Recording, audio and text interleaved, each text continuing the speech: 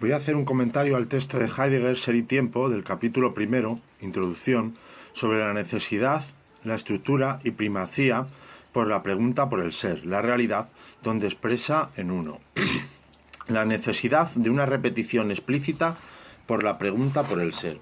Como he ido desarrollando en los vídeos anteriores, de esta lectura y comentario de las dos ontologías más importantes, en mi opinión, de la filosofía, la griega, con su punto más alto en Aristóteles, y sus textos sobre filosofía primera, y la de Heidegger.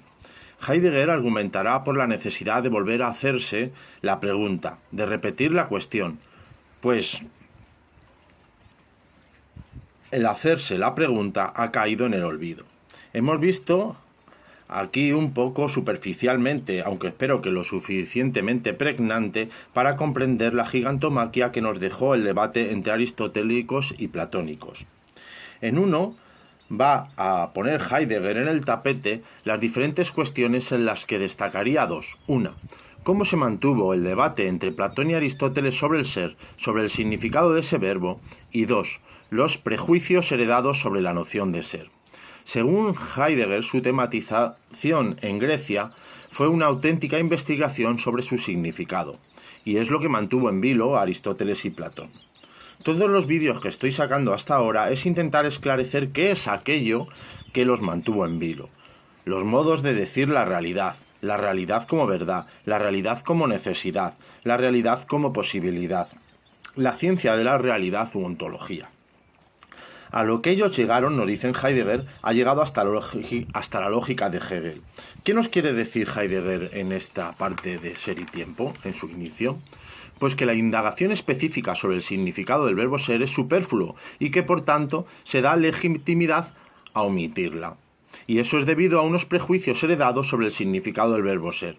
Estos prejuicios es lo que vuelve superflua a la pregunta, y lo que quiere llamar la atención Heidegger, que fue la pregunta sobre el significado del verbo ser con el que se expresa la realidad, lo que dio el aldabonazo al inicio de la filosofía. Algunos de los motivos que expresa son: el concepto de ser es indefinible, porque es lo más universal y vacío.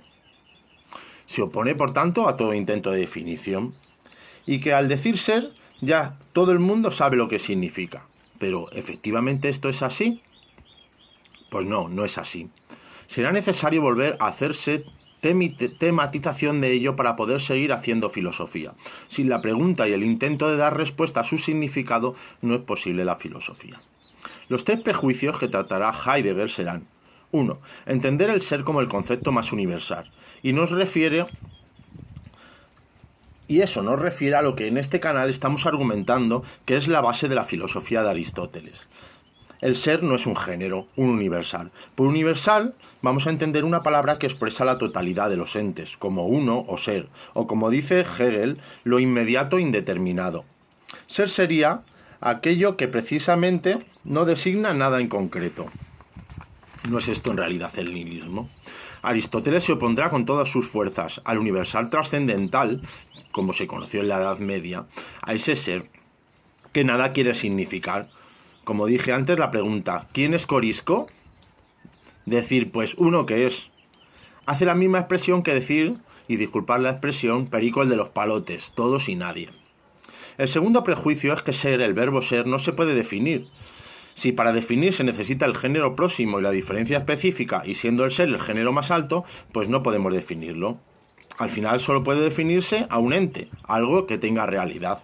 Pero ¿es posible definir a lo que da realidad a la realidad? Si eso que da realidad a la realidad es un ente o no lo es.